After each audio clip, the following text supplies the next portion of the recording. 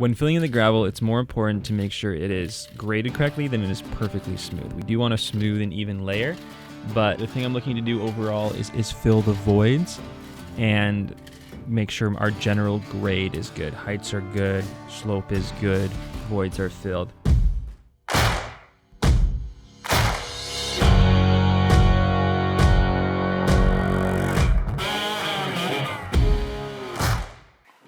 I find it helpful when getting your gravel in to use the wheelbarrow to dump small piles of gravel around the grade where you're going to need it, rather than trying to dump one big pile and then shoveling it or raking it around. This ensures that you get a nice even coverage without doing too much unnecessary shoveling. You use the wheelbarrow, the power of the wheel, leverage from those long wheelbarrow arms to get everything where you need it to be quickly and efficiently. You see a pile of gravel, you think, I'm gonna spread the gravel. Actually, no. Use a shovel. You see a rake, grabs the big pieces of gravel, and it scrapes only them, and you're left with just the fines behind. Whereas a shovel nicely grabs the whole thing. Rake just collects the fines. See? Sorry, the big guys. Just collects the big guys. Shovel, of everything. That's why we use the shovel for initially smoothing things out. Okay, so we're gonna set the heights of this step walk situation here. We're gonna use the cheating method I used earlier, so I don't have to do the 2 and 3 inch calculation. It's a lot easier for a lot of people to visualize it this way. So Kyle, can you grab a random bricks? On this project, heights weren't really a huge concern because it was a large, broad step. So we just wanted to bring it to maybe a 6 to 7 inch step, as building code says something like 8.25 or 8.26 inches in Ontario. So it was what we do here is we are marking out a paver where I think it's going to end up, basing that off the concrete.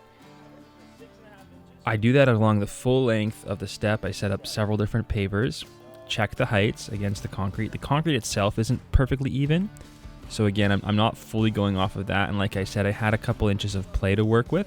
I wanted to ensure that there was good water flow, there was good drainage off the sides down to the path as well, and I also was adjusting for compaction factors. So I brought my gravel up to about 6.5 inches so that it would compact down to about 7 inches. Maybe if it compacted a little bit more, 7.5, and then I'd be adding my stone dust as well. Like I said, I'm crowning it in the middle a bit. I'm checking with the level to make sure that that level is good, because I'm looking at the concrete, trying to figure out what's going on there. This one wasn't a very exact. It didn't need to be exact. I was more focused on looks and feel than the actual measurement at this point. As for a large walkway without that requirement, it's not a big deal to be precise there, as it's more about what the customer is going to experience when they're walking on it. Just using some gravel to get that height adjusted, making sure each paver is, like I said, feeling and looking good and in proximity to one another and to that concrete step. That allows us to ensure that when everything's compacted, we have that good height, that good level, that good crown in the middle, like I said, so things slope off to the side. I want that brick on the far side there to be a little bit lower. No, I'm also noting that we raised that gravel up significantly because it was super low there, so it's going to compact down more rapidly as well, because there's more material to be compacted there. If I add an inch in the middle and 2 inches on the side there, those 2 inches are going to compact down more than that 1 inch will overall. So I'm lifting up a bit higher there, and then I still get my crown. I see a little slope on the level. That's what I'm looking for. Maybe want a bit less of a slope, as that, like I said, will compact down further and give me more of a slope once I run the compactor over everything. But yeah, this side on the left there was extremely low and it had to be built up quite a bit, so I kept overfilling it off level, just because I knew it was going to be compacting down lower. This is sometimes things you don't really think of until you've done this work a lot, but just kind of figuring out where the weak points are, where everything's going to collapse a bit. You can raise those sections more, and you'll end up with a proper crown the way you wanted it, even though you weren't it was not crowned properly, or didn't look like it was going to crown until you compacted it. Here I made a slight mistake. I didn't cut the fabric quite as much as I should have, quite as wide as I should have. I didn't place it quite properly.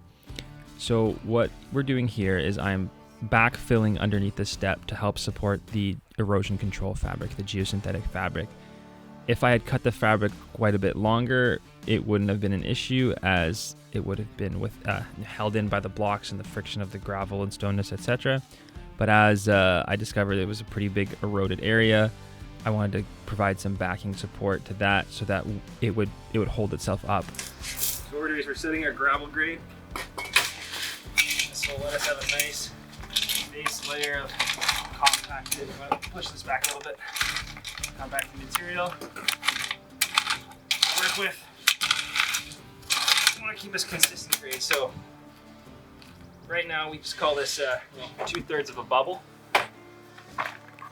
And then if we come across this way, let's see what it is right now.